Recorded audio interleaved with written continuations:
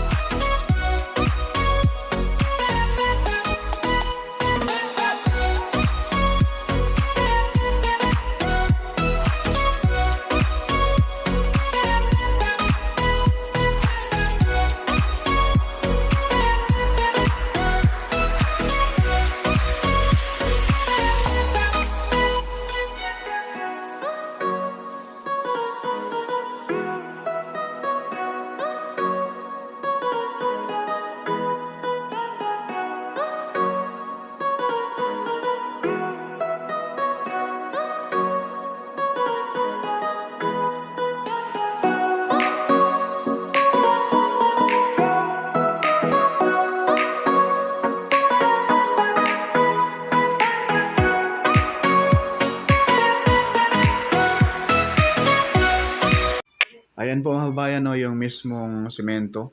Yan po. Comment down below, no, sa mga eksperto. At sa mga kababayan natin na nagtrabaho dyan, ay ingat po kayo mga kabayan. No? God bless po at maraming salamat po sa inyong sipag. No? Dapat ganito magtrabaho mga kabayan. No? Hindi lang, minsan kasi may mindset kasi yung ilang kababayan natin. Minsan patay-patay oras ang pagtrabaho dahil po arawan naman ang sahod, no? Ganyan minsan. Pero itong mga kababayan natin na nagtrabaho rito sa company ito, itong Tuyo at si Micho ay talagang pag sa oras ng trabaho talaga siya. Walang patay oras. Dapat ang isipin natin mga kababayan na ito ay para sa ating bansa. Dapat pag-igihin pa, hindi lang yung ang iniisip natin ay yung sahod. Ang isipin sana natin yung makatulong tayo sa ating bansa na mapaganda pa ang infrastructure. Ano po? Ganun po dapat. Ayan po yung simento mga bayan. Ang tindi. Talagang nangingitim. Grabe mga bayan. Sa bandang kanan. Diyos ko po. Pasensya na po mga bayan. Kung may nasabi man tayo, minsan dala lang ng ating emosyon. Frustrated po tayo dahil po sa mga kalsada nating bansa, lalo na po sa mga service road ay talagang grabe yung mga ang pangit ng daan, may mga daan din naman na magaganda, no? Kadalasan po ay minsan may makinis na daan sinisira. At minsan po may mga ilang buwan lang ay sira na. Katapos lang masemento. Kaya minsan talagang hindi po maiwasan na maiinis tayo sa mga isang ahensya nating gobyerno na grabe yung korupsyon, no? Talagang makapag-isip din tayo ng hindi maganda, no? Talagang ito na po yung mga comment sa ating mga bayan. Talagang shout out ko Sir Marvin 1212. Salamat po sir sa panggasolina natin. May panggasolina na tayo dahil tayo ay pupunta din po sa ibang area, no, para maihatid sa inyo mga bayan yung mga infrastructure projects sa ating bansa, no. Lalo na sa SLEX, private company po yan mga bayan, yung SLEX ha. Hindi po yan sa gobyerno. At yung ina-update natin na Lipa Padre Garcia Bypass Road ay next update natin roon ay sigurado yun ay buo na semento na kung saan ay naumpisahan din po yun noong dating administrasyon pa at ngayon ay pinagpatuloy sa ngayong administrasyon. So ayan po, dito sa portion na ito yung approaching na po ito sa papuntang Santulan, Barangay Santulan, Pasig sa right side mga kabayan. Sa left side naman, yan po yung Eastwood, no? Quezon City mga kabayan. So, full blast na po rito ang ah, baon ng mga shit piles mga kabayan, no? Magkabilaan po yan mga kabayan. Talagang shout out po sa ating mga kabayan rito sa Marikina, no? Ay ito na po ang solusyon sa baha na lagi ninyong pinangambahan every year na lang, no? Bago mag-December. Dahil lagi tayong tinatamaan ng malalakas na bagyo. Alam na natin, pag may bagyo, andyan yung ulan. Talagang dito bagsakan kasi itong Marikina River mga bayan. At kagandahan po nito mga bayan, may mga upload din po tayo doon sa Manggahan Floodway. At mayroon din po tayong binablog doon na bridge, no? Cainta Pasig Bridge mga bayan, na kung saan ay full blast na rin po roon ang pagtanggal sa mga putik na nakatambak sa Manggahan Floodway. So ayan po, yung Manggahan Floodway, yung dulo sa bandang kaliwa natin. Yan na po yung konektado na doon sa Laguna de Bay. So, dito tayo sa portion na ito, ang update natin muna. So, mayroon din po tayong ibang video doon sa portion ng Marikina City at Libis, mga kabayan. So, balik. Ayun na po, yung baba natin, no? Masisilayan natin yung mismong quality ng semento. Talagang hindi mo masisilayan dito sa atin. Masisilayan mo lang yung ganyang quality na semento doon sa mga EEI Corporation na private company na contractor dito sa atin. Yung binablog natin na Cavitex Calax Link Expressway mga bayan. Ganyang semento, ganyan ang quality din mga bayan. Talaga siyang purong-puro, no? Hindi gaya sa nilalatag sa ating mga service road sa ating bansa na makikita natin na hindi ganito ang kulay ng semento. Talagang mahirap po magsalita, no? Sigurado naman pong may matamaan at magagalit pa. Dahil dito po mga bayan, real talk lang po tayo, no? Dahil ito ay pera ng sambayan ng Pilipino, ay dapat po sana ay hindi tipirin at hindi bawasan yung pundo. Dahil grabe yung karma niyan mga bayan. Kayo mga politiko na ilang magnanakaw dyan, yung karma hindi man tatama sa inyo direkta o tatama man sa inyo direkta, ay yan ay talagang mapapaisip kayo. Dahil yan ay sagrado yan. Pinaghihirapan nyo ng sambayan ng Pilipino tapos pag nanakawin nyo lang yung pera na yan. Kung sasabihin natin yung kapal ng mukha ay talaga namang wala kayong hiya at saka kung ganito kakapal yung mukha nyo, mas makapal pa yung mukha nyo dyan sa simento na nilalatag nitong flood control na ito mga bayan. So tingnan nyo, grabe yung rebars, antindi.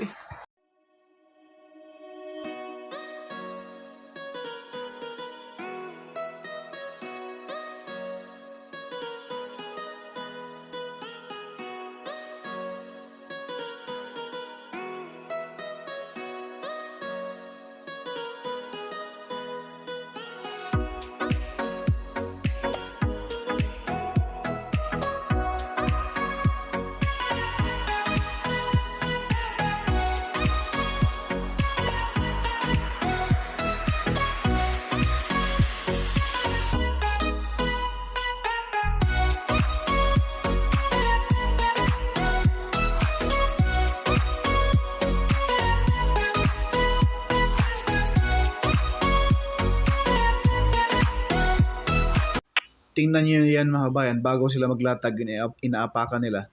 Doble yung rebars at yung latag ng semento. Ayan ganyan mga bayan, grabe ka quality talaga pag mga Hapon ang gumagawa. Kaya yung bansa ng Japan ay kahit tinatamaan ng mga malalakas na lindol ay grabe. Bihira pa rin matinag yung kanilang mga infrastructure nila mga bayan. Grabe, solid talaga. Ganun po katibay yung mga Hapon gumawa. Kaya napakalaking good news na ito ang kinuha ng dating administrasyon, no? Itong Japanese contractor. Ayan po yung mga barge nila mga bayan, no?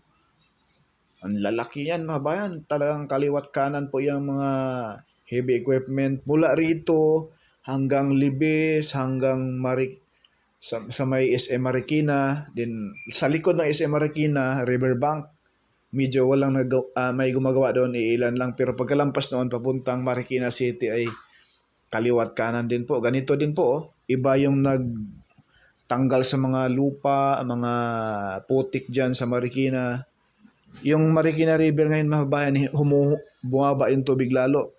Hindi sa walang ulan masyado ngayon dahil po kaliwat kanan na po yung pagtanggal sa mga burak at mga putik dyan mga bayan. Bali 3 grupo ito. Dito sa area ng Eastwood at doon sa area ng Libes at area ng Marikina City mismo mga kabayan, doon mayroon ding naghuhukay doon, nagbaklas ng mga putik dyan at mga buhangin dyan sa Marikina River mga bayan. Kaya yan po yung kabila, yung tinatambak nila mga bato dyan, yan po ay temporary lang dahil dyan na rin po isusunod na ibaon na rin po yung mga sheet pile dyan. Ganito na rin po yun ang gagawin yan sa baba natin. Magbubuhos na rin po sila ng retaining wall mga kabayan, no? Ganyan po, oh.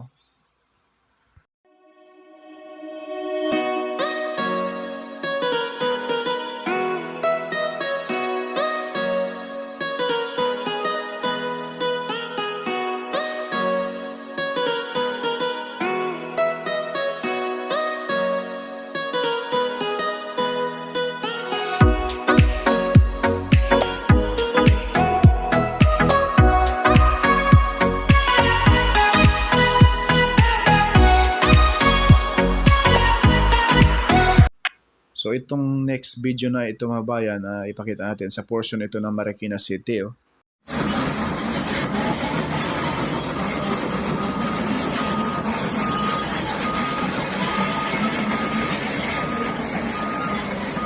Yan po mga bayan.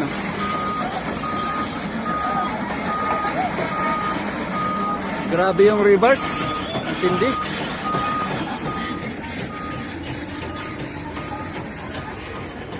Yan, oh.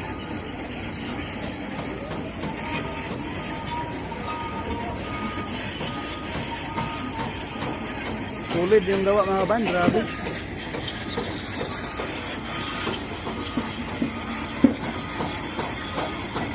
Sulit, grabe.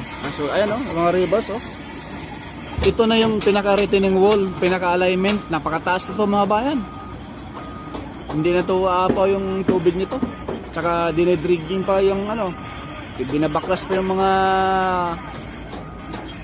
yung lupa dyan, tinatanggalan pa. Lalo pang bababaw yung nito. Ayan, may buhos na rito, oh.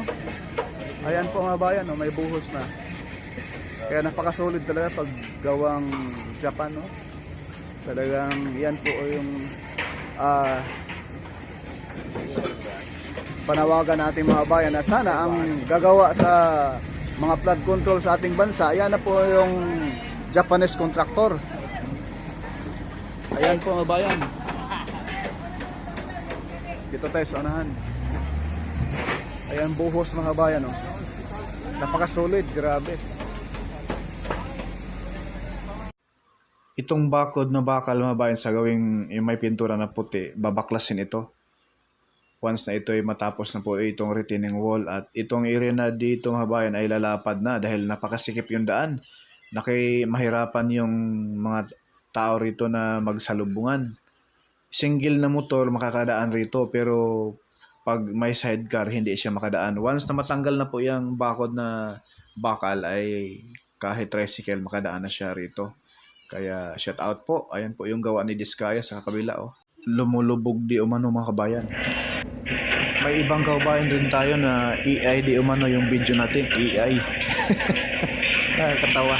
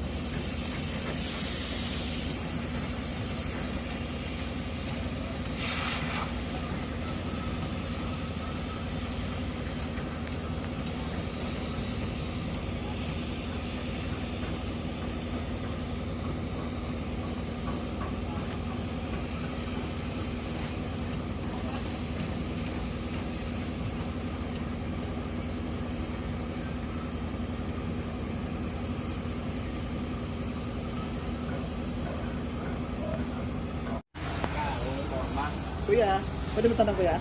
Yung pag hanggang saan yung plug control nito? Hanggang Taytay? Ang plug control? O dito lang sa Marikina, ito Pasig? Marikina sa Pasig. Marikina, Pasig lang. Hanggang doon sa may tulay doon? Opo. Hanggang doon sa may kanto ng yung nagsanga doon? Sa may Eastwood? Diyan na Pero pala. pag nakuha nila yung patay-tay, baka ano rin. Kukunin din yung Pataytay. Pag nakuha nila ito, Tuyo din yung gawa. Kayo din. bago yung ano, Ayun. Padaan kuya. Ayan po ang bayan, oh. Yung mismong napakasolid, grabe. Ayan na po yung kapal ng semento.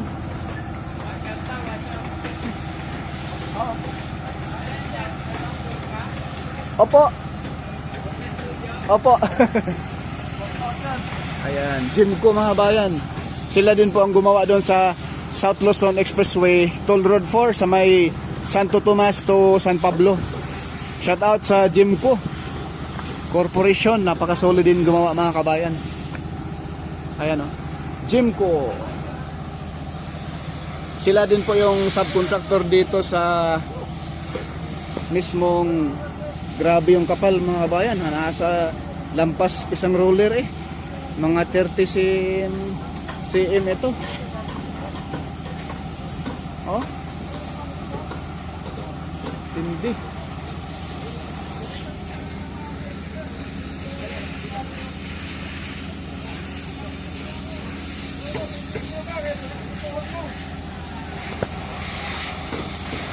Yan yung pambuhos. Yan.